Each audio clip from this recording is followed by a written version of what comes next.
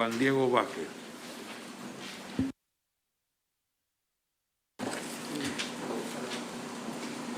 Gracias, presidente. Buenas tardes para usted y para todos los colegas que están aquí en la sesión del día de hoy, para el señor ministro, para la señora viceministra y para el equipo que los acompaña. Señor ministro, en primer lugar agradecer, el tiempo que se toman para poder hacer esta presentación, que creo que es importante hacerla al país y a través de estos 15 diputados de esta comisión, de todos los partidos y o algunos sectores del país, a la ciudadanía entera, porque creo que allá afuera esa población que siente esa carencia producto de esas situaciones económicas y políticas y sociales que usted bien describió, quiere entender cómo es el gobierno nacional y con la labor que debe jugar la Asamblea en ese rol, se están manejando los recursos de forma eficiente y de forma seria para poder combatir en su tiempo debido, no todas a la vez. Eso yo creo que la gente seria lo sabe. No podemos esperar que un presupuesto resuelva todos los problemas del país en un año. Sin embargo, sí entender cuál es el plan que se tiene para poder alcanzar ese objetivo final, que tiene que ser atacar los problemas de cada comunidad y, por tanto, del país.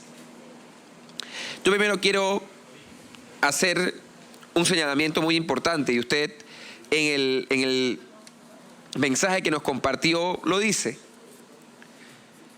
Nuestra economía creció, digamos, de forma sorpresivamente alta en el 2021, porque es que la caída del 2020 también fue una caída estrepitosa. Y es importante también, así como señalan que esa subida fue buena, hay que entender que porque la subida fue buena es porque la caída fue, primero, inesperada y segundo, se me pregunta también, injustificada. Y es que por los datos que usted mismo planteó, la caída fue 6 veces la media global y 3 veces la media regional. Porque nuestro país, como usted debe recordar, es de los países en el mundo, los primeros 3 creo, países en el mundo que más tiempo tuvo cerrada la economía. Pese a esa gestión de la que ustedes hablan, se manejó bien la gestión de la pandemia. Yo creo que esos números marcan algo distinto, porque si la bajada no hubiese sido tanta, hubiésemos podido crecer mucho más de lo que usted planteó al momento de hoy. Adicional, debo decirle que me preocupa enormemente que usted plantee de forma, y no porque no esté bien, ministro, sino porque creo que hay que ser no solo en temas reales, sino más constructivos en cómo se presenta la información.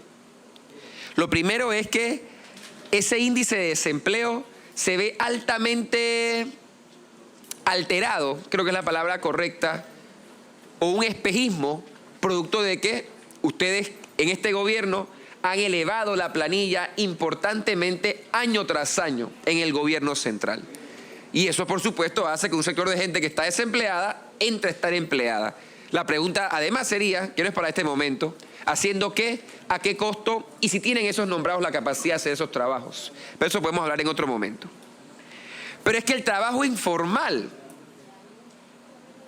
ha crecido enormemente en este tiempo y es algo que a mi juicio no se está atendiendo, y de eso es lo que debemos estar hablando en estos planes presupuestarios. Porque, no por palabras mías, sino por un informe de una potencia regional y del Departamento de Estado de ese país, dice que Panamá tiene un ambiente mixto de inversión. Y yo creo que todos debemos reconocer, no hay que ser economista experto como usted, ministro, para reconocer que este país debe ser en gran medida sostenido por inversión extranjera. Y este país, que es importante en esos procesos, nos marque con un clima mixto por alto índice de corrupción, falta de pago a tiempo por parte del gobierno, poca educación del recurso humano y una débil justicia. Y por ahí quiero comenzar, señor ministro. Voy a repetírselo, señor ministro. Usted seguramente lo vio. Alta corrupción, falta de pago a tiempo por parte del gobierno, poca educación del recurso humano nacional y una débil justicia e institucionalidad. cómo este presupuesto va a atacar estas áreas, no solo porque ellas en sí mismas dan con el crecimiento del país. Los países menos corruptos son los países más prósperos. Y eso no hay que tampoco ser economista ni genio para entenderlo. Pero además de que podamos prosperar por cuenta propia, ¿cómo vamos a generar ese clima de inversión extranjera que otros países nos apuntan, que no estamos apuntando? ¿Y por qué le hago la pregunta a usted? No solo porque es entre su función el tema de presentarnos hoy el presupuesto, sino que el tema de entender cómo se maneja de forma corrupta o proba la finanza pública, de los pagos en tiempo en el gobierno, de la ejecución y la asignación presupuestaria en educación y justicia, es una labor de usted de la que hoy hace gala. Entonces le pregunto, ¿cuáles son, ministro, de forma muy puntual, esas estrategias establecidas desde el presupuesto, que digamos es el gran cuadro que tiene el Estado, ustedes como gobierno, para atacar, en este caso, esta pregunta, estas 4 aristas? Presidente. Tiene la palabra el señor ministro para responder.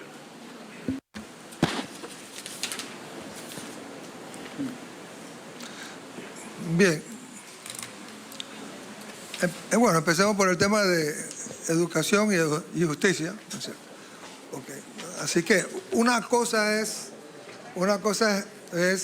la parte del enfoque presupuestario, ¿no? Y otra cosa es entonces cómo evaluamos nosotros entonces la calidad de la educación a todos los niveles y lo del sistema de justicia. Yo me voy a referir a la parte presupuestaria, en este caso en particular. Con respecto al tema de educación, ¿no? Ya hay un compromiso, ¿no?, por parte del gobierno de que al sector educativo se le provee de aquí al año 2024, ¿no?, el 6% del Producto Interno Bruto, ¿no?, para el presupuesto de todo el sector. Así que nosotros esperamos que con ese salto también pueda contribuir a que el sector educativo, ¿okay?, pueda en ese sentido mejorar, ¿no?, todo lo que se requiere, en este caso, ¿no?, toda la parte de la infraestructura física, humana, ¿no?, todo el caso, como el caso de Senací, todo el tema que tiene que ver con, ¿no?, investigación, desarrollo, el tema de lo que sería la innovación, por ejemplo. Así que yo creo que está el compromiso de cómo nosotros entonces vamos a estar estructurando el presupuesto aquí al 2024 para que eso sea posible. Creo que es importante que se sepa, ¿no?, de que nosotros, cuando empezó nuestro gobierno, teníamos un plan claro de fortalecer todo el sector educativo que fue afectado casualmente por la forma como nosotros tuvimos que manejar esos famosos 3.500 millones de dólares que tuvimos que extraer de casi todas las instituciones para nosotros cumplir con estos 2 grandes objetivos. Así que lo que sí es cierto es de que hay muchas cosas que no se pudieron hacer en muchos sectores, en muchas instituciones, por razón de cómo nosotros reestructuramos el presupuesto en función de los 2 grandes objetivos. Ya hablé de 3.500 millones de dólares, ¿no?, en 2021, ¿no?, que también pues tiene un arrastre en el 22. Con respecto al sistema de justicia, también ya hay el compromiso. O sea, a ver, desde el punto de vista presupuestario, ¿no?, se está cumpliendo con el tema porcentual que dice la parte legal, ¿no?, que es, creo que 2,5 veces, nosotros estamos más del doble de eso, pero yo creo que eso no es lo importante, lo digo con toda sinceridad. Lo interesante es que a partir ya del presupuesto del año 23 existe un compromiso con el sector justicia, con todo el sistema judicial. Ya nos tocó hablar con la presidenta de la Corte, con también el Procurador General de la Nación y de la Administración. Con ustedes me tocó hablar incluso creo que el mismo día. La idea es que por primera vez en mucho tiempo se le va a estar asignando a estos poderes todo el presupuesto que están requiriendo. Y eso incluye también al Instituto de Medicina Legal. No, realmente que yo reconozco que para mí, cada vez que yo escuchaba esas declaraciones, ¿no?, de el señor Pachar, claro que nos llegaba, lo reconozco, nos llegaba bastante. ¿Por qué? Porque de la eficiencia con que él pueda también manejarse, muchos casos van a estar dependiendo. Entonces, lo que uno no quiere es que casos se van afectados o se caigan por razón de que no tuviera los presupuestos que requiere. Así que sí le puedo decir que en este caso sí le estamos proveyendo todos los recursos que soliciten y lo mismo va a hacer también para el año 24. Así que yo creo que ojalá que no para el futuro, no, esto que se está comenzando ahora pueda continuarse por lo menos para que ese sector tenga los recursos que se requieren, esperando nosotros que podamos lograr eficiencia, bueno, resultados eficientes y efectivos, ¿no? En esa parte de esos sectores. Así que con respecto a este tema entonces de educación y justicia, yo le diría que ¿no? Estamos marchando, me parece que en la ruta correcta estamos avanzando, ¿no? Con todo y de veras lo complicado que ha sido manejar el presupuesto de la nación para todos estos años, y le voy a ser sincero, no es nada fácil tampoco el manejo presupuestario para el año 23, a la luz de todas las cosas como se están sucediendo. Recuerde, a nosotros nos ha tocado manejar un presupuesto, empezamos con una situación financiera difícil, ¿no? A eso se le sumó, ¿no? Una crisis que fue la parte de la crisis sanitaria. Y con el tema de la guerra de Rusia y Ucrania se monta una crisis sobre otra crisis, sobre una situación difícil con que nosotros empezamos nuestro gobierno. Así que aquí ha habido una situación compleja, nada fácil para el manejo presupuestario. Yo reconozco que no, en toda mi carrera pública en que he estado relacionado al tema de las finanzas públicas, reconozco que estos años han sido de lo más complejo. Yo creo que ha sido realmente todo, ¿no? todo un reto. Mire, oiga, el tema de las cuentas por pagar. No, sí, es un tema que, a ver, cuando empezó nuestro gobierno, ¿qué fue lo primero que hicimos? Lo primero que hicimos fue hacer, ¿no? Una especie de inventario de toda la deuda que se tenía.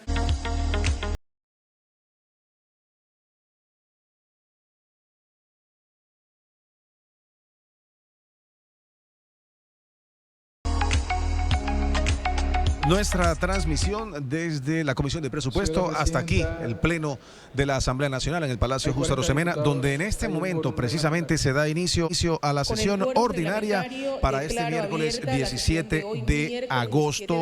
Estamos como siempre con todos ustedes, Chino Serrano, Rubén Darío Murgas e Iván Donoso, para llevarles lo que acontece, las incidencias, el debate, todo lo que sucede acá esta tarde. Así que bienvenido Rubén, bienvenido Chino, bienvenidos sean todos ustedes también. A todos los oyentes que nos escuchan por Nacional FM, por todas nuestras redes sociales y por el canal parlamentario de televisión. Vamos a conocer a continuación el orden del día.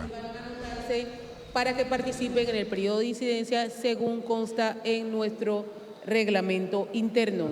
Señor secretario, primer punto del orden del día. Punto número 1, consideración del acta de la sesión ordinaria del día martes 16 realmente de agosto del de ejercicio 2022. presupuestario. En discusión, sí, el acta de la sesión ordinaria del día martes 16 de agosto una forma del año tal 2022. De que realmente Anuncio los que va a ciclos de cerrarse la pago que se discusión, pudieran hacer esas queda cerrada la cuentas fueran lo que realmente debieran Aprueba el ser Pleno rápidas, quizás no más de el 90 acta días. de la sesión y eso es ordinaria cierto. del día martes Así que 16 sí, de agosto del reconozco año que tenemos 2022. algunos atrasos y Ha es sido cierto. aprobado, presidente. Queda No, así que lo que nosotros adoptado. estamos tratando de hacer, no tratando solamente de hacerlo, estamos haciendo. Punto número 2, lectura Es de viendo correspondencia. cómo Tenemos estas correspondencia. cuentas Sí, hay que correspondencia. todavía Por muestran favor, un de atraso con lectura a la respecto a su pago, correspondencia. ¿no?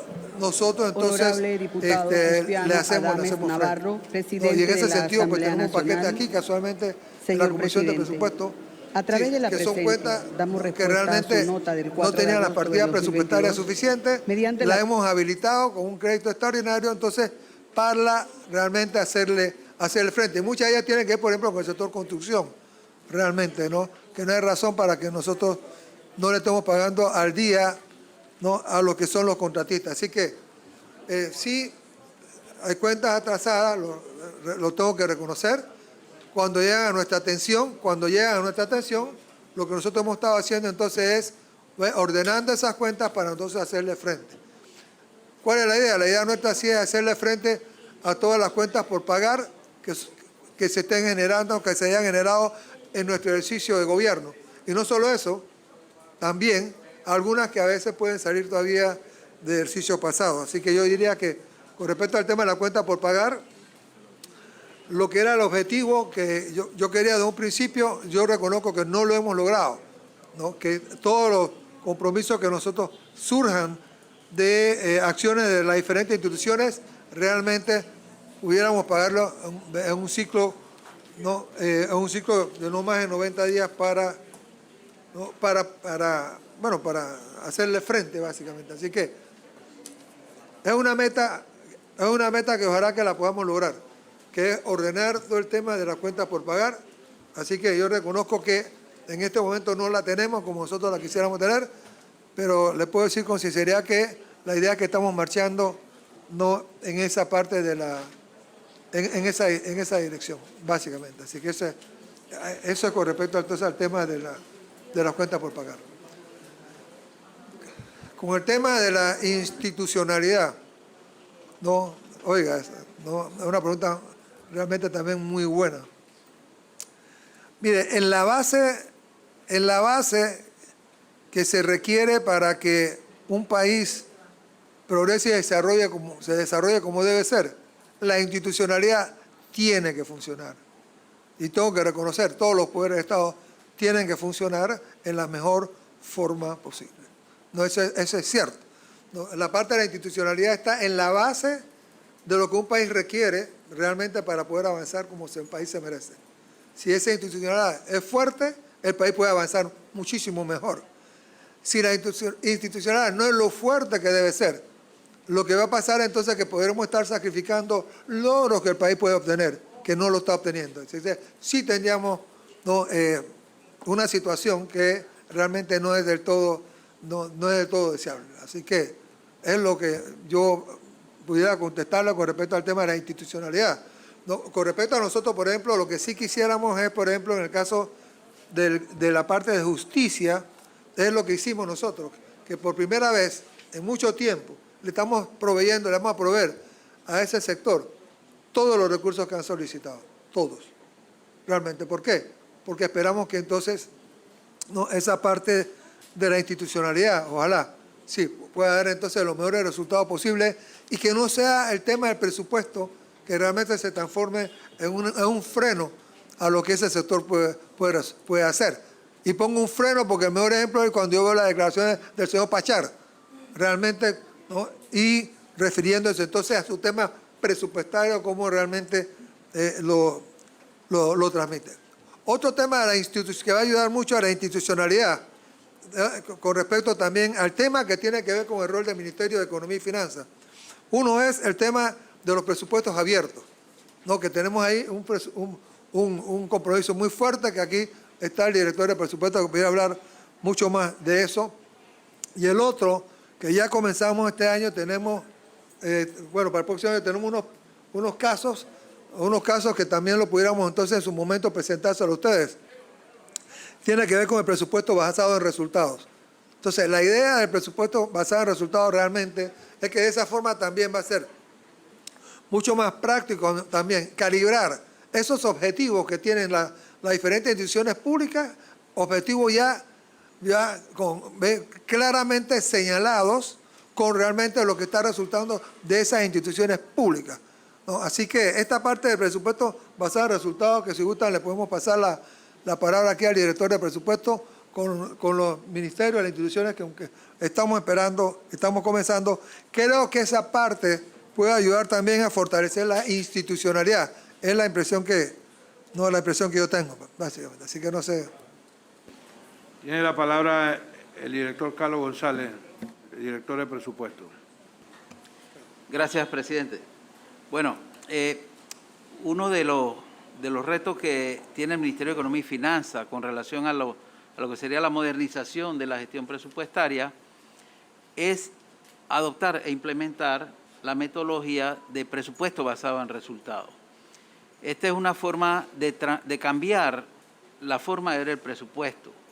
Es expresar el presupuesto en función de los planes y objetivos que han sido predefinidos y convertirlos en productos o respuestas que el presupuesto estaría incluyendo sobre necesidades que ha demandado la sociedad.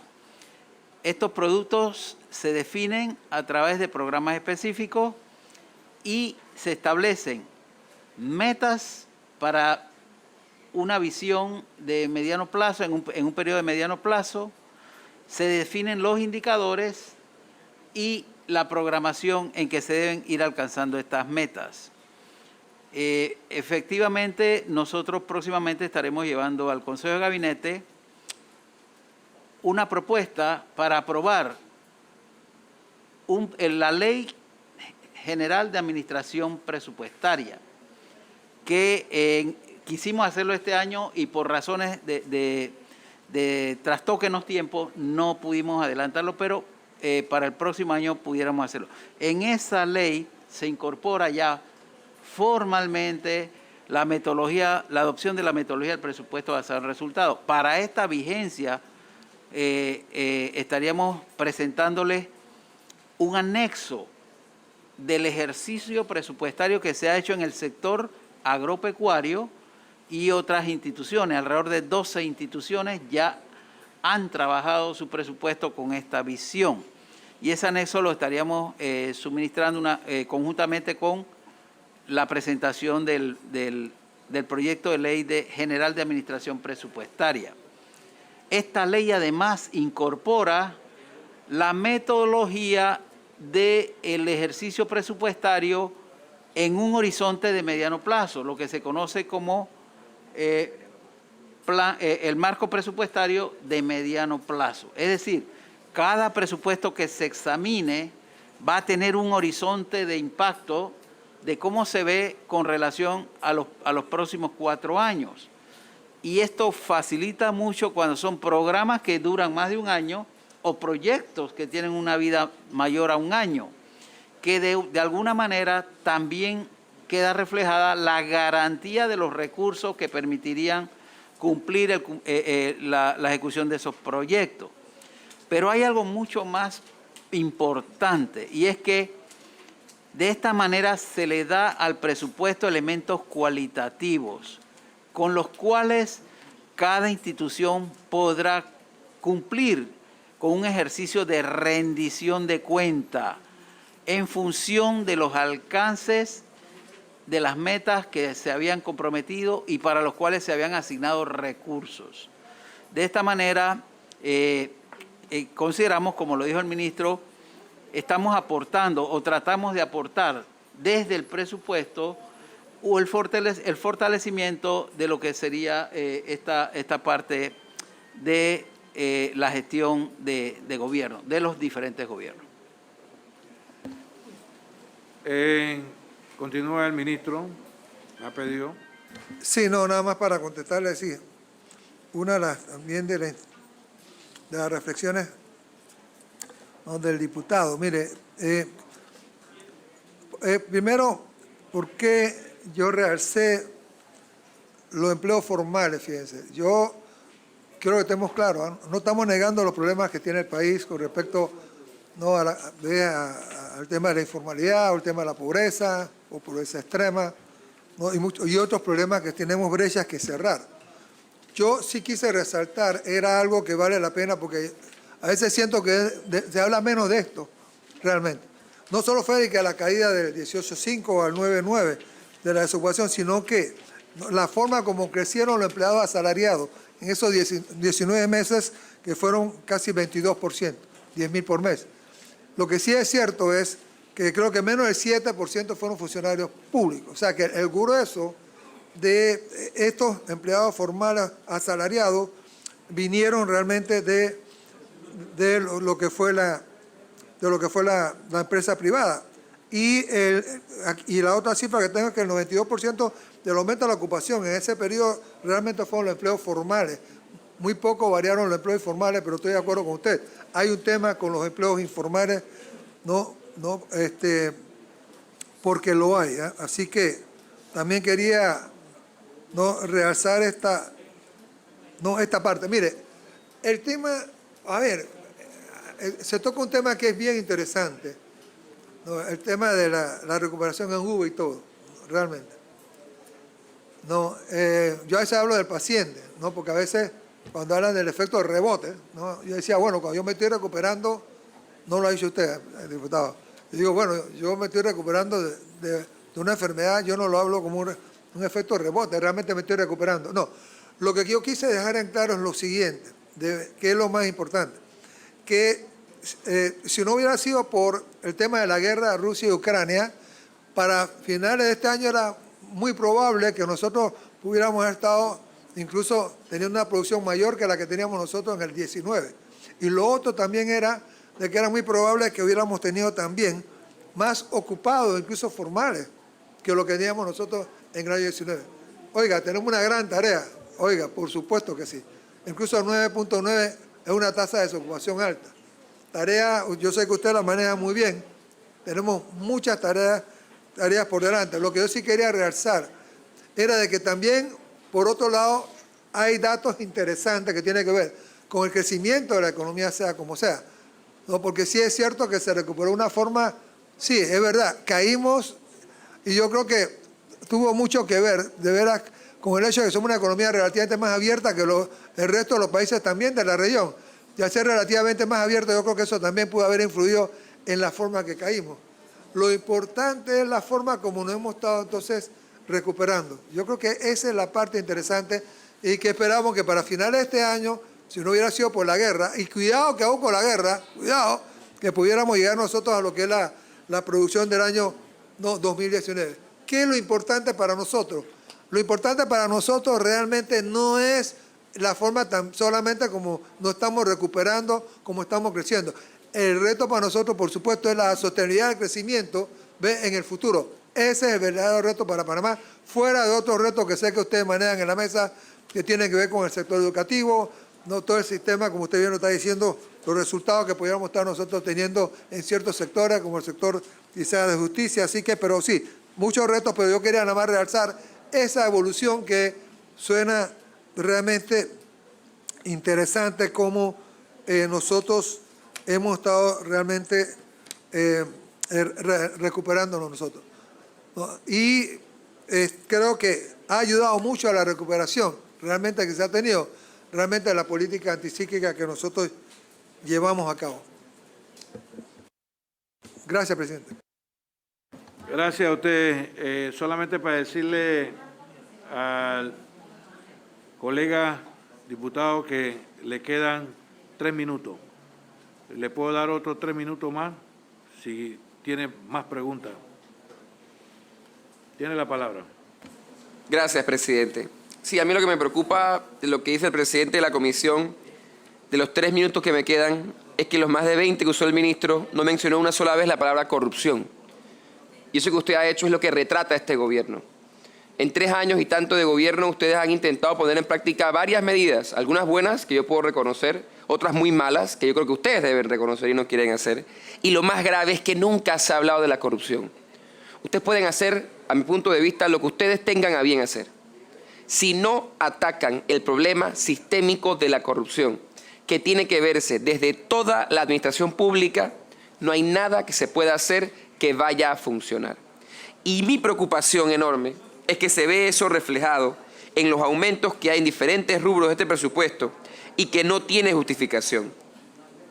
5 millones en gratificación y aguinaldo, 15 millones en servicios personales, 3 millones en gastos fijos de representación, 20 millones en alquiler, 9 millones en textiles y vestuario, que quisiera escuchar después a las instituciones explicar cuáles son esos aumentos, 1.7 millones en telefonía, 10 millones en bonificación por antigüedad y una serie de gastos que no se justifican no solamente con el momento que vive el país, sino con la forma que estamos estableciendo. Pero finalmente, y tengo que decirlo aquí, porque desde el 2019, ministro, lo estamos planteando, tenemos los viáticos al exterior casi que más caros de la región según la tabla.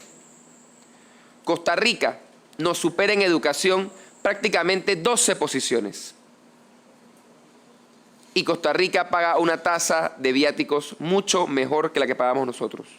Y usted no solamente fue lo primero que devolvieron luego de los cambios hechos en el presupuesto de pandemia, sino que adicional insisten en mantener un presupuesto para viáticos y en la tabla de presupuestos de viáticos de $600 diarios a Europa, Asia, África y Oceanía, 500 balboas diarios a Estados Unidos, Canadá, Argentina, Brasil y Chile, y 500 balboas diarios a México, Centroamérica, el Caribe y el resto de América Latina, cuando no se compadece ni con la realidad regional, ni con los gastos reales que deben ejecutarse.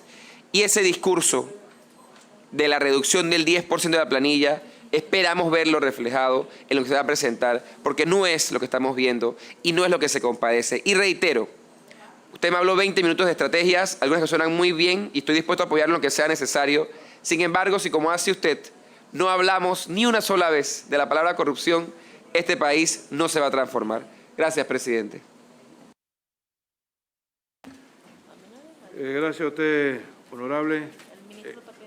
Tiene la palabra el señor ministro Héctor Alexander.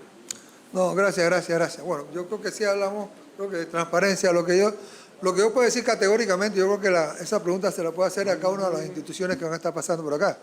Yo le puedo decir categóricamente que yo siempre que estaba al frente de una institución, nadie, ningún funcionario puede decir que yo le he llamado para hacer algo indebido. Así que yo le puedo decir con respecto a mi institución, cómo yo he funcionado, no solo ahora, toda mi vida, básicamente. Así que sí, para mí es muy importante, claro, tomar eso muy en serio.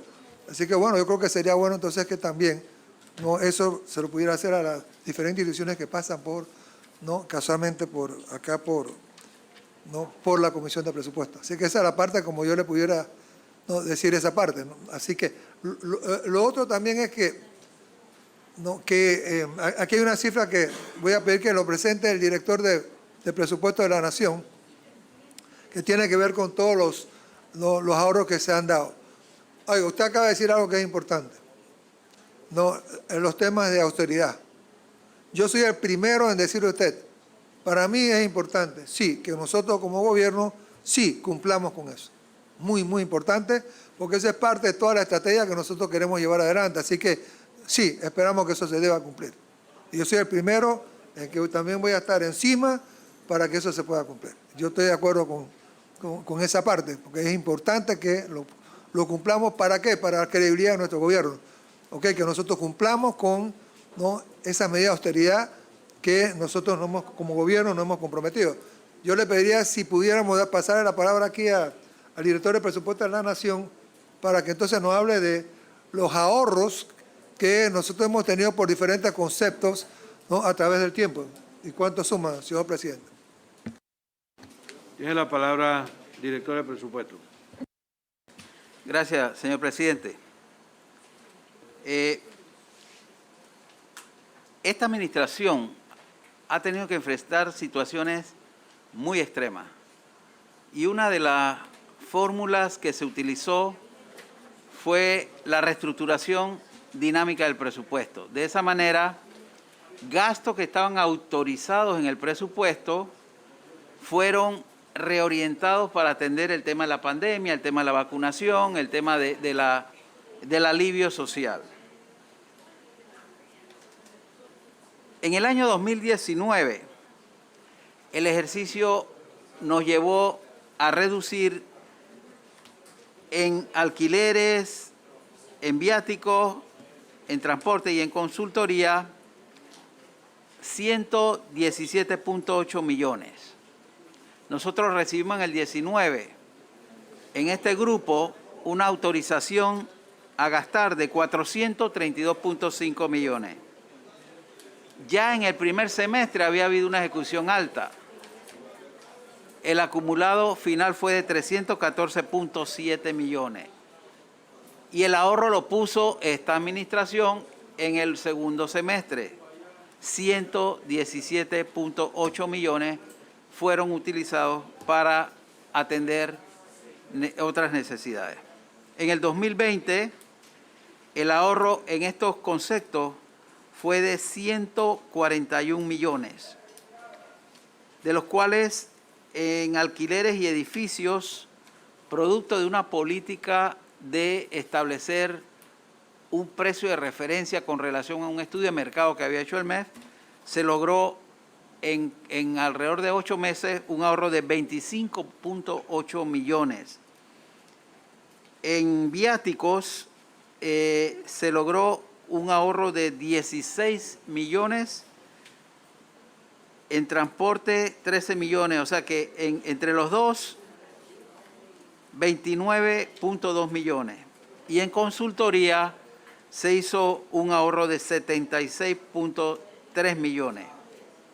Para el año 2021, el ahorro fue de 88.5 millones, de los cuales 21.6 fue en alquileres, en viáticos y transporte fueron 16.5 millones y en consultoría 50.4 millones. En el periodo 19-21, el esfuerzo del ahorro en esos conceptos fue de 347.7 millones. Pero hay que ver también el tema de los viáticos. Sí, Panamá, al igual que la mayoría de los países, utiliza un concepto de tabla internacional que se usa como referencia la de Naciones Unidas. Y esta tabla lo que establece son costos promedios por área. El tema no está ahí, porque incluso a nosotros nos ha tocado que cuando viajamos, a veces tenemos que poner de nuestra parte por alguna situación, como puede ser que una actividad se da en un hotel donde el costo de noche es mayor que el que reconoce el viático. Y para buscar un hotel más barato tendríamos que ir a una región, a un área más lejana, que en el gasto de transporte de taxi todos los días puede ser igual o mayor que el del hotel, el del costo del hotel. Entonces, en ese sentido, no es tanto el monto de los viáticos, sino la justificación de la misión. Y ahí es donde hemos estado apuntando. Los viajes tienen que tener una justificación razonable y una duración razonable. Y además se está promoviendo que los viajes sean preferiblemente aquellos donde la institución organizadora corre con los gastos. De esa manera, para el año 2023 se están tomando medidas de control adicionales a las que ya se habían estado tomando en cuanto a la reducción de los gastos. Y es el tema de la justificación de cada misión oficial. Igual se tomó un criterio de los viáticos locales que cada funcionario debe hacer una rendición de cuenta al final del informe de gira, donde debe hacer una relación de gastos sobre los gastos de hospedaje. Aunque ha habido quejas de que hay lugares donde no se hospedan en hoteles o en lugares formales, se ha establecido un formato donde el lugar donde ellos se hospeden debe certificar el dueño de la habitación o el dueño del lugar donde se están quedando si está cobrando por ese hospedaje. Esto ha sido incómodo para mucha gente porque muchas veces algunos se hospedaban en casa de familia, de un pariente, entonces decían, me ahorraba el viático de hospedaje. Entonces, esto no es cuestión de ahorrarse el viático, sino lo que cuesta realmente. Nadie quisiera que un funcionario que sale a una misión tenga que estar en condiciones no cómodas, y de esa manera tampoco queremos que alguien que haga una misión oficial no tenga una razón que justifique esa misión. Entonces, el informe de misión y la relación de gastos es un elemento nuevo que empezó el año pasado y que esperamos que se pueda ir perfeccionando. Algunos dicen que es un gasto administrativo hacer esta relación de cuentas y que muchas veces no se encuentran diferencias. Bueno, sí hemos empezado a ver personas que están devolviendo diferenciales de viático. Sin embargo, insisto, yo creo que el control real es justificar una misión y si esa se requiere para cumplir una meta o una tarea específica. Creo que a veces se expresa de una manera genérica. Por ejemplo, en consultoría ha habido una reducción importante de casi 200 millones en el periodo. Esa situación no es apreciable. Y perdón, no nos estamos ni siquiera comparando hacia atrás, nos estamos comparando del 19 a la fecha en nuestro periodo. Así que bueno, yo creo que sí, hay un llamado a la responsabilidad, al manejo responsable de estos gastos, y yo creo que en ese sentido, pues, el Ministerio de Economía y Finanzas está comprometido con cumplir ese objetivo.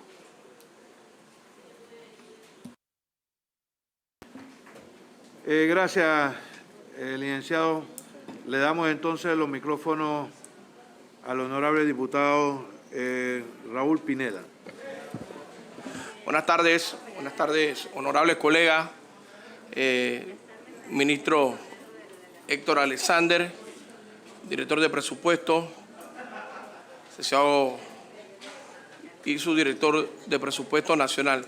Nosotros en esta comisión hemos tenido muchísimas veces diferencias de criterio en cuanto al presupuesto nacional con el señor ministro, que este país, y lo voy a decir hoy con la mayor seguridad posible y con la mayor objetividad, y a este equipo de economistas y de financistas, pero a usted el tiempo, ministro, le va a aplaudir con el corazón, porque solamente en 3 gobiernos, y que usted ha venido en 3 gobiernos aquí en condiciones difíciles para el país, usted ha dejado un país económicamente sano. Cosas que nos adversan a nosotros no lo reconocen, pero el tiempo lo va a reconocer. El tiempo lo va a reconocer y lo va a reconocer en su momento debido, pero yo quiero reconocérselo en el día de hoy. Señor ministro y su equipo de trabajo que recibió las finanzas del Estado con un déficit de 3.400 millones de dólares que aquí lo pasamos, yo estaba en esta comisión, y que aparte que había un déficit aprobado por esta comisión y que en ese déficit estaba el listado de los proyectos a los cuales iban a pagar producto de ese déficit y que pasaron por aquí, lo mismo que hoy nos critican los ministros y toda esta gente que participa en política, cerraron la caja del Estado y le pagaron a otros proveedores, dejando a todos estos proveedores guindando de la brocha. Adicional de eso, usted y su equipo y este gobierno recibió casi 3.000 millones, 2.000 millones de dólares en deuda no registradas, en papel. ¿Eso es cierto o no es cierto, ministro? Sí, las deudas que nosotros le hicimos frente, que eran casi todas de 2018 para atrás, eran un poco más de 1.800 millones, eran deudas que la tuvimos que ordenar, y le hicimos frente a todas. Sumado a los 3.400 millones que se debía, sumado a las estimaciones que hizo el ministro Dulcidio aquí, que desde el primer momento le dijimos que eran exageradas e irreales. Estábamos llegando cerca a 8.000 o a 9.000 millones de dólares. ¿Cierto, ministro? Bueno, a ver, cosas que tuvimos que hacer frente, a ver si la memoria no me falla, fueron, sí, uno, los 1.853 millones más o menos, que fueron esas cuentas que casi todas eran de 2018 para atrás. Lo otro que le tuvimos que hacer frente fue una caída que era como 1.651 millones de dólares, ¿no?, de ingresos que estaban por debajo de lo presupuestado. Es decir, ¿no?, el gobierno que nos antecedió, los primeros 6 meses del año 2019 estuvieron una estimación de ingresos que estaba por arriba de lo que resultaba todos los meses. enero, febrero, marzo, todos los meses resultó estar por debajo de lo que se recaudaba y así también pasó para los últimos 6 meses, sí. Así que también habría que sumarle esos 1.651 más o menos millones también que hubo que hacerle frente para viabilizar el presupuesto de la segunda mitad del año 2019. Ministro, yo le hago esta pregunta, usted sabe por qué. Porque adicional a lo que usted está mencionando aquí, súmele 22 mil millones en obras abandonadas. Y aquí cuando me preguntan, ¿dónde está la estrategia de gobierno? ¿Dónde está la estrategia de gobierno? Hombre, ministro, yo creo que usted me diga y me explique, porque yo sí veo la estrategia de gobierno. ¿Cómo hizo el ministro Alexander a esa caída y en su equipo de trabajo y el gobierno nacional, el presidente Cortizo, a la caída de los ingresos para poder seguir pagando más de 1.200 millones de dólares, que le dio paz social a este país? Pero no solamente le dio paz social a este país, a los sectores más necesitados, a esos mismos sectores que la clase política que nos adversan, y que qué bien que hagan oposición, porque es importante hacerla, eso del equilibrio. Pero esos mismos sectores que hoy nos preguntan o le preguntan dónde está la estrategia del Ministerio de Economía y Finanzas, el doctor Alexander y su equipo, fue quien montó la estrategia para que esos sectores vulnerables tuvieran 3 comidas diarias, ellos y sus hijos y todos los equipos, inclusive los sectores de clase media, en el medio de una pandemia. Pero aún así, ministro, el tiempo le va a reconocer a usted y a su equipo de trabajo ese esfuerzo. Porque en el medio de recibir todas esas dificultades que el ministro ha mencionado y los 22 mil millones en obras que no se estaban reactivados, hospitales llenos de monte y de hierba desde Chiriquí hasta Darién, Mixa casi terminado, pero no tenían 2 kilómetros de luz para ponerle la luz. Aún así, cuando entramos, pudimos subir 5% de crecimiento hasta que llegó el 7 de marzo de la pandemia, que cambió la historia. Pero me preguntan dónde está la estrategia del gobierno. Pero es que la estrategia del gobierno está en el crecimiento del 13.5%. Como en medio de una crisis, este país crece 13.5%. Pero estos son los mismos sectores que le reclaman al gobierno nacional, al ministro de Economía, ¿dónde está la estrategia? Y nosotros le decimos, bueno, la estrategia está es que le dimos paz social, le dimos comida a nuestra gente y sobre todo le dimos salud, vacunas, hospitales, sala de cuidados intensivos, un hospital medular que lo criticaron desde el principio hasta el fin, pero que salvó vidas. Pero a mí cuando me dicen, sí, porque los problemas de corrupción, pero entonces si hay un problema de corrupción, que se ponga la denuncia. Porque aquí el problema es que aquí en política todos hablamos de corrupción, fácil hablar de corrupción, pero qué difícil poner la denuncia a quienes están señalados de corrupción. A mí me han señalado de maleante, de toda clase de cosas. No, ni un proceso en la corte ni en ningún lado. Y me pasé 5 años aquí, gracias a Dios, que no nos dirigíamos la palabra, nunca saludó al presidente Varela. Y es pública que no éramos amigos, que éramos adversarios y casi enemigos. Hoy cruzo palabras con él. Y mi oposición siempre fue la misma, y mi posición política siempre fue la misma, que inclusive he tenido hasta con mi propio gobierno.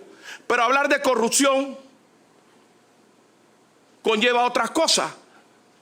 Conlleva poner la denuncia, como yo puse la denuncia sobre el hospital de Las Cumbres,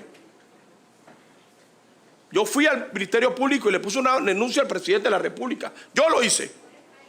En oposición. Yo lo hice. En oposición. Me quitaron los escoltas, me lo bajaron en el corredor. Que es sin escolta, que es sin nada. Pero tuvimos la valentía de hacerlo. Porque fácil es criticar y decir dónde está la lucha contra la corrupción. Y yo creo que esta lucha tiene que continuar contra la corrupción y contra la transparencia de los dineros públicos que son del Estado. Yo estoy totalmente de acuerdo con eso. Yo he sido 3 veces diputado.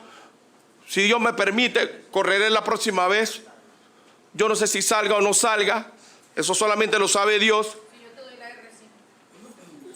Gracias, diputada Yanivel.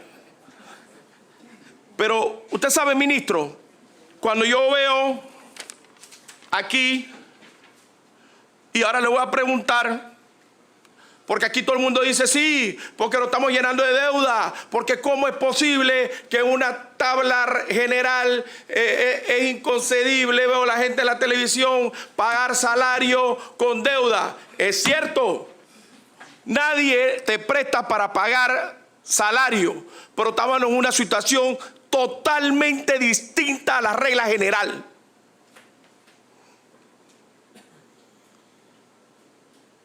Totalmente distinta. Y que el ministro Alexander, que 3 veces ha sacado a este país al flote, y que después de una crisis como la que hoy adversarios políticos le levantaron al presidente Cortizo, con todos los sectores, una revolución a nivel nacional que tuvo el país parado un mes.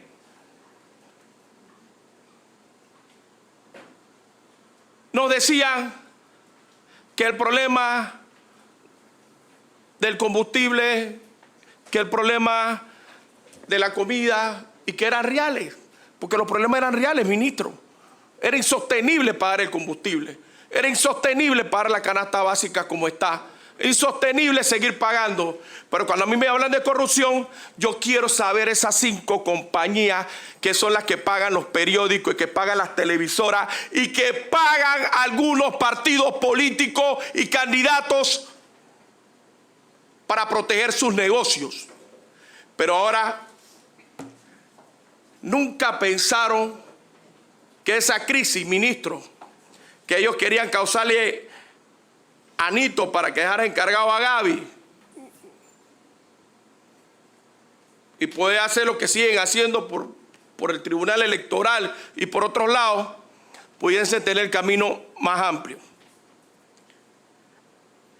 Y yo me pregunto hoy ministro, me pregunto, si usted es tan malo, si este equipo económico es tan malo, ¿cómo pudo levantar este país?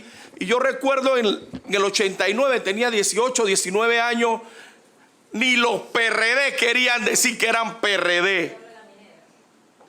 Querían cambiar el partido, el nombre al partido.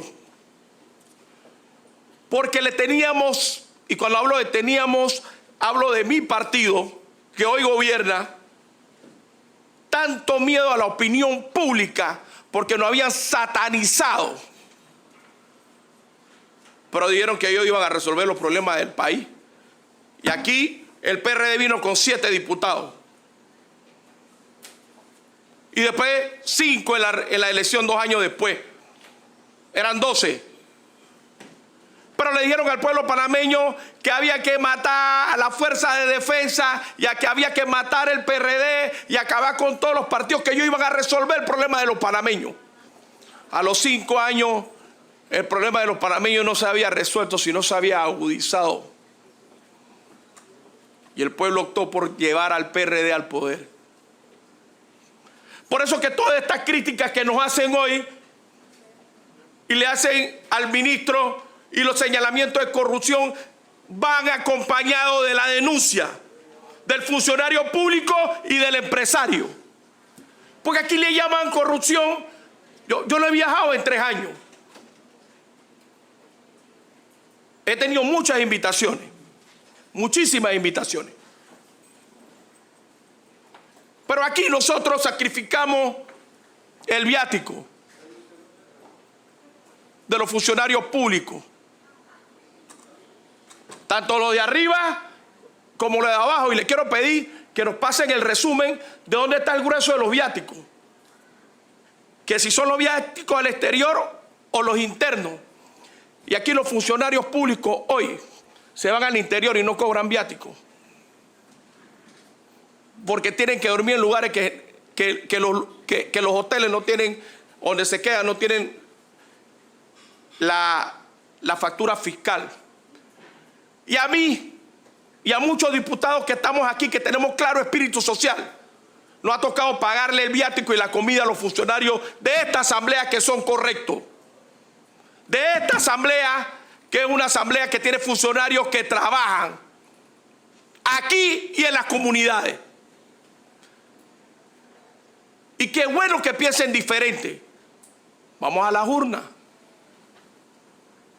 Porque yo quiero saber qué problema ha solucionado esa gente que pagó con millones y millones y millones de dólares la campaña no a la reelección. ¿Qué problema le ha solucionado al pueblo panameño cuando satanizaron la clase política? ¿Qué problema le solucionaron en el medio de la crisis? ¿A la casa de qué pobres fueron a solucionarlo, a ayudarlo, a llevarle una bolsa de comida con su plata o con la del gobierno? Porque tenían miedo, no querían salir a la calle. Los que pusieron la cuota de muertos fuimos nosotros, la clase política de este país. Pero luego la historia se repite en espiral. Perdimos las elecciones. Y cuando perdimos las elecciones, dejamos un Ministerio de Economía y Finanzas sano, con muchos recursos que fueron utilizados en obra de este país. Pero cuando vino la elección del presidente Torrijos, volvimos a agarrar las finanzas en quiebra y volvieron a llamar a Héctor Alexander. ¿Y qué pasó? El gobierno nuestro entró con el 30% de disminución. Si un funcionario público lo nombraban con 1.000, tenía que recibir $700 el primer año. El segundo año con 800 y el tercer año con 900. Una estrategia de estos señores que están aquí. Y sacamos la nariz del agua. Fueron la estrategia de Héctor Alexander y su equipo, que le dejaron al presidente Ricardo Martinelli los suficientes recursos para hacer la explosión de obras que se hizo en el gobierno del presidente Ricardo Martinelli. Fue su trabajo, fue el trabajo de hombres y mujeres capaces de sanear. Pero en ese momento no se le pudo reconocer, se reconoció después, así como este momento. Yo quisiera saber cómo es que este equipo es tan malo. Yo quiero, ministro, que usted me explique el crecimiento del 7% del PIB, cómo se ha logrado en los tres años de crisis. Yo quiero que me conteste esa pregunta. También quiero que me conteste, ministro, porcentualmente de los 3 últimos gobiernos, cómo ha crecido la deuda, quiénes han crecido más. Porcentualmente, quiénes han crecido más y quiénes han crecido menos la planilla estatal en los 3 últimos gobiernos. Ministro, honorable diputado, yo llegué a esta asamblea con muy poca experiencia, pero con ganas de echar hacia adelante. Y yo soy bueno siendo oposición, pero bueno siendo oposición. Pero el tiempo nos va dando a nosotros de que hay que balancear la mesa de lo que es ser oposición y lo que es real y lo que es verdadero. Me he enfrentado a dos presidentes, ministro de Seguridad, a todo aquí en el Pleno. Pero de verdad, nosotros, la clase política, tiene que salir señalando los actos de corrupción con la denuncia pertinente. Porque es fácil hablar de corrupción. Aquí los funcionarios de la Asamblea tienen que aprender a defenderse. Yo he visto gente decir que esta Asamblea está llena de botellas. O los que trabajan en las áreas de los circuitos, de los compañeros que se tienen que venir los domingos y regresar los jueves en la tarde y se pasan prácticamente la semana entera afuera. Porque una cosa es ser diputado de la ciudad, una cosa es ser diputado del campo, donde no existe el 20% de Twitter y que allá lo que existe es el contacto directo con nuestra gente. Entonces yo quiero que usted me conteste estas preguntas porque le tengo 3 preguntas más, ministro, porque para mí, para Raúl Pineda, sí nos hemos equivocado, porque la decisión del combustible quizás había que tomarla a tiempo, cuando la Asamblea había hecho señalamientos sobre esto, porque el tema de la medicina es un tema que nosotros lo hemos venido mencionando hace mucho tiempo, pero el pueblo panameño ha visto hoy quiénes son los verdaderos dueños de los grandes mafiosos de este país, y que la mafia no está aquí en la Asamblea, la mafia está en Costa del Este. Aquí no están.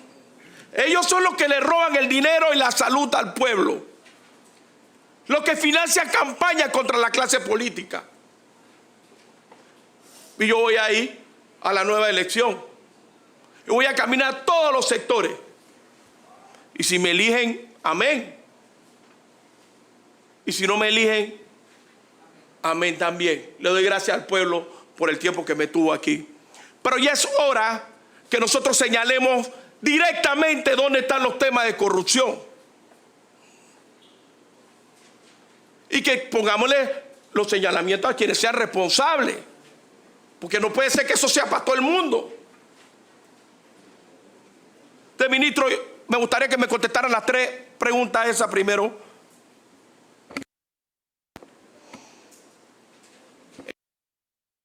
Puede ser cualquiera del equipo. Sí, porque ahora mismo estamos haciendo mientras están haciendo aquí Yo voy a seguir entonces mientras que tenga la respuesta. Lo único que yo sí pudiera decir nada más, mientras viene la respuesta, 2 cosas. Ministro. Una, en la época del presidente Martín Torrijos, la deuda prácticamente no creció en nuestro periodo, porque de los 1.000 millones, que era 10%, 600 millones de dólares representaba una reestructuración que se hizo de la deuda, y cuando se reestructura la deuda en razón de que se le quería dejar un espacio, casualmente la Autoridad del Canal de Panamá, por si tenía que ir al mercado de capitales, en ese entonces estábamos hablando del proyecto de la ampliación del canal, ¿no? Al hacer esa operación, desde el punto de vista contable, una deuda que era realmente equivalente, apareció como si hubiera subido 600 millones de dólares. Así que esos 1.000 millones, 600 millones de dólares no tuvieron que ver nada con ingreso adicional que vino para ser gastado en programas de inversiones. Así que en 5 años, de hecho, la deuda real, se lo hubiéramos podido haber dicho, sería como 400 millones. O sea, no, así que eso con respecto a ese año.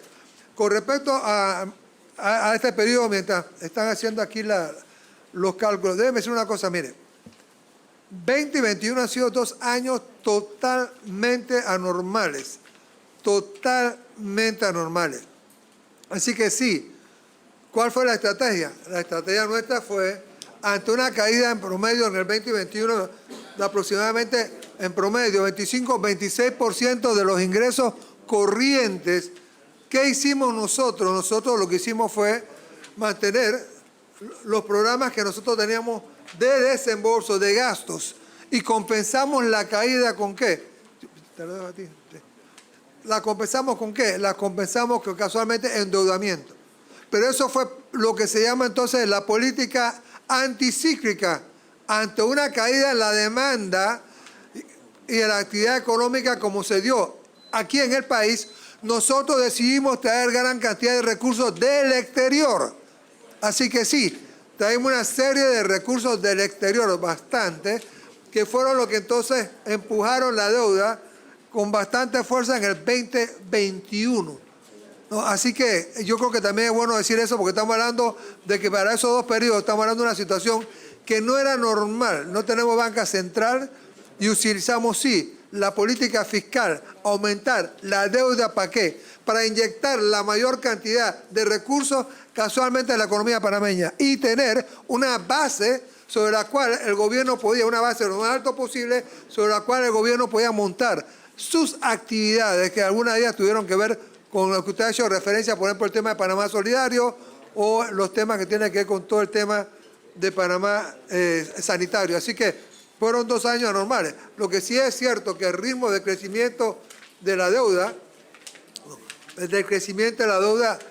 va a estar reduciéndose en forma importante ya para el futuro porque queda claro que nosotros no podemos seguir manteniendo un incremento en la deuda como se ha tenido para 2021.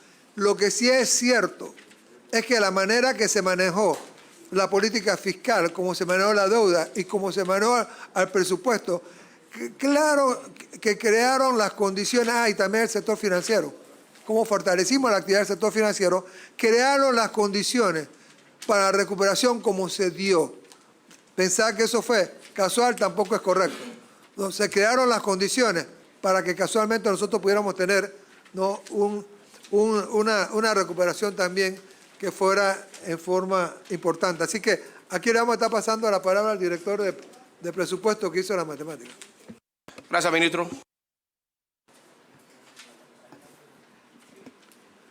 Sí, bueno, hay un cuadro que presentó el ministro sobre la evolución de la deuda pública desde los años 2004 al 2022. Hemos separado los periodos de gobierno del 2005 al 2009. El incremento de la deuda fue 741 millones en ese periodo. El siguiente periodo, del 2010 al 2014, 6.602 millones. Del 2015 al 2019, 10.796 millones. Y lo que va del año 2020 al 2022, 6.198 millones con 3 crisis.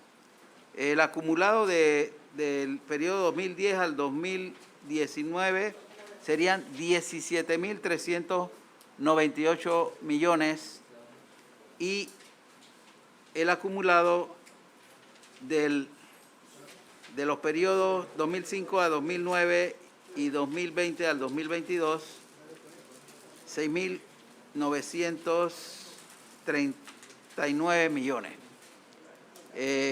Eso nos indica que en todo ese periodo las dos administraciones que usted mencionó representa cerca del 39% del aumento de la deuda y las otras dos administraciones el 71% del incremento de la deuda.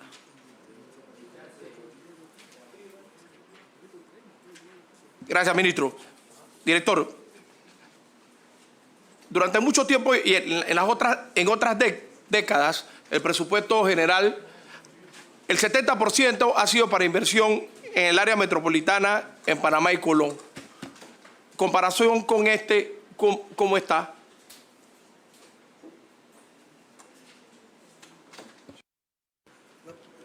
Si le damos la palabra al director de presupuestos, señor presidente. El presupuesto de inversiones en este periodo, las inversiones están representando arriba del 36% del presupuesto. Desde el punto de vista regional, el mayor esfuerzo se está haciendo en las áreas de provincias. Estamos buscando la información, no tengo el dato a mano. Pero... Gracias, don Carlos. Yo le digo esto, por supuesto que se está haciendo la inversión en el interior del país. En los últimos 20 años, el presupuesto de inversión, el 70% estaba en la ciudad y Colón. Ministro. Sí, nada más para dar un pasito atrás, nada más que algo que realmente se me pasó que es bien importante.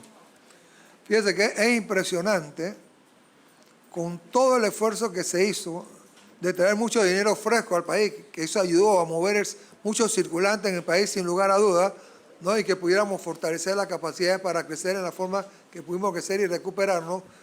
Fíjese que, no obstante todo ese esfuerzo, se pudo seguir manteniendo el grado de inversión, que es impresionante. Y le digo también, multilaterales nos dijeron a nosotros, mira Alexander, la forma como se ha manejado la parte financiera del 2021, si hubiera sido lo contrario, hubieran hecho algo muy incorrecto. No quería decir eso. Yo voy a ir terminando, ministro, porque yo realmente muy pocas veces hablo tanto tiempo de lo bueno, porque yo creo que hemos sido malos transmitiendo lo bueno que hemos hecho. Y demostrar que en esta administración, este presupuesto del Estado se ha balanceado en el tema de inversión a las áreas más olvidadas y más vulnerables, ha sido en esta administración. Que gracias a esa administración, porque ahora lo que dicen es, el país está creciendo 13% porque por la empresa privada. Bueno, yo también soy la empresa privada, no por el gobierno. Ojalá hubiese sido así, porque aquí los números nos dicen que cuando hay una mala administración de las finanzas, el país no crece. A la medida, y lo vimos en el gobierno pasado. Lo vimos en el gobierno pasado. Entonces, poder demostrar que aún en el medio de la crisis pagamos 1.200 millones de dólares de subsidio a los productores. Este gobierno ha sido el gobierno que más ha invertido en los productores. Ha sido el gobierno que en los últimos 3 años, en el medio de la crisis y en el medio de esta situación, gracias a la política económica, agropecuaria y de finanzas, se han aumentado las hectáreas de siembra en este país que venían disminuyendo. Y que esa edad de productores que estaba por los 43 años ha venido disminuyendo porque más hijos de campesinos quieren volver a sembrar, porque le estamos devolviendo la seguridad de que sembrar es productivo para ellos y para el país. Y en lo último, ministro, de verdad, honorables diputados y diputadas, aquí están los niveles de endeudamiento. Aquí están. Estas cifras no es que son inventadas. Y el ministro acaba de decir que en el medio de 2 años donde pedimos plata para pagar planillas y subsidios, aún así hemos mantenido los grados de inversión que otros países no lo han podido lograr. Y que para poder tener esos grados también miden el grado de corrupción. Y yo hubiese querido, ministro, y yo también quiero vivir en el país donde nosotros podamos meter preso el día siguiente a los corruptos. Pero muchísimas veces aquí se ha señalado muchas cosas que quedan en el tintero, en el aire, pero no se aterrizan. Y yo tengo que salir a defender el excelente trabajo que ha hecho el equipo económico del presidente Cortizo, liderizado por usted. Y me he peleado con el director de presupuesto, señor Carlos González, aquí, y con Bernaza.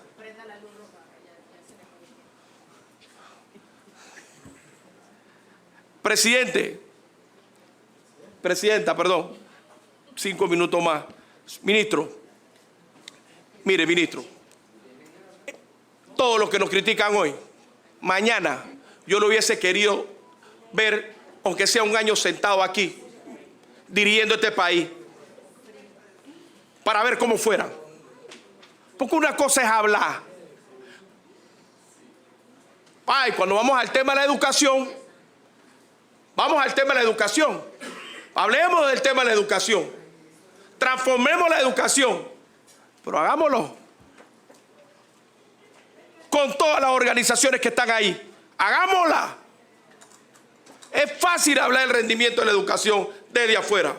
Dirijamos ese monstruo que se llama Ministerio de Educación. Tratemos de transformarla desde adentro. Hagámoslo. Para ver si eso es posible, tan fácil como se dice aquí. Este país invierte más plata en educación que todos los países de Centroamérica. Que no tenemos el resultado. Entonces el señalamiento no es para el ministro. Aquí tenemos que sentar a otros actores aquí. A otros actores. A los mismos actores que a veces buscan aliados en contra, en un momento dado, de un sistema. Entonces yo me preguntaría si el dinero va a resolver el problema de la educación. Mi respuesta es no. Mi respuesta es no. Es la metodología.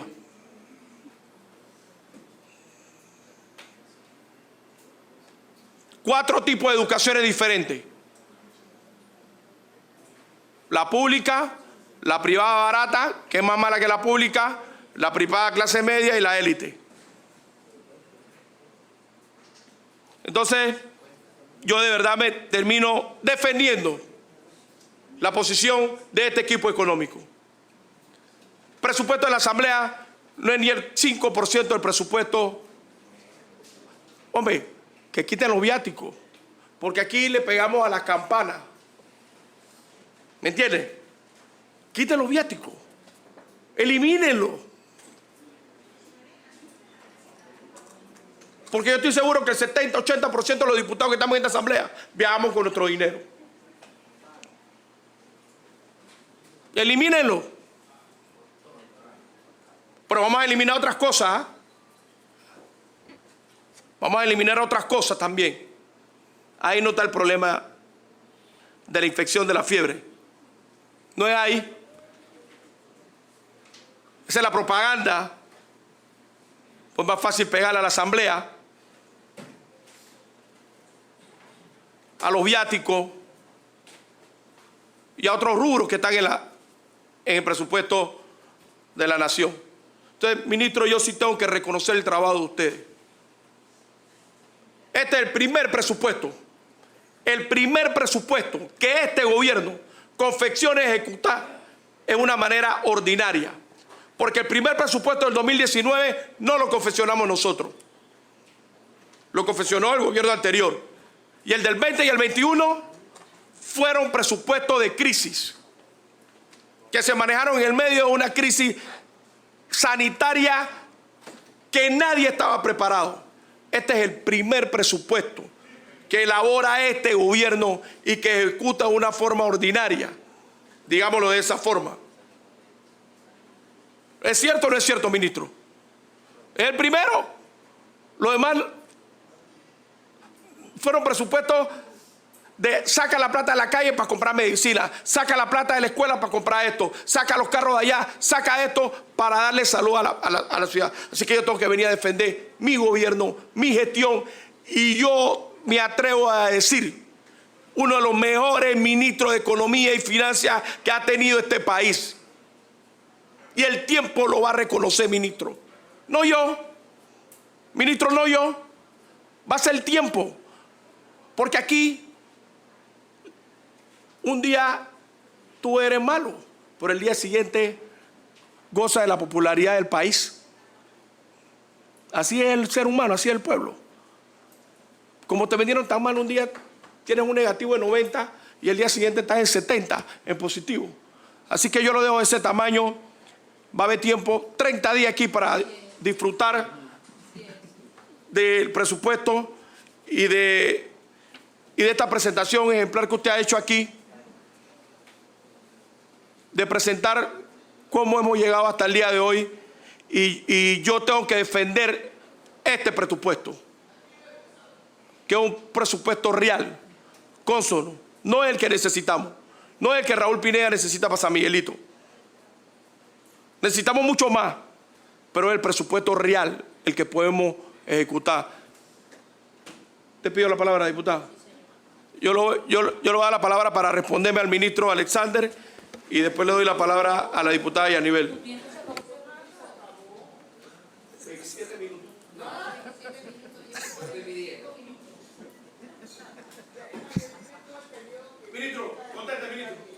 Mire, bueno, primero que todo,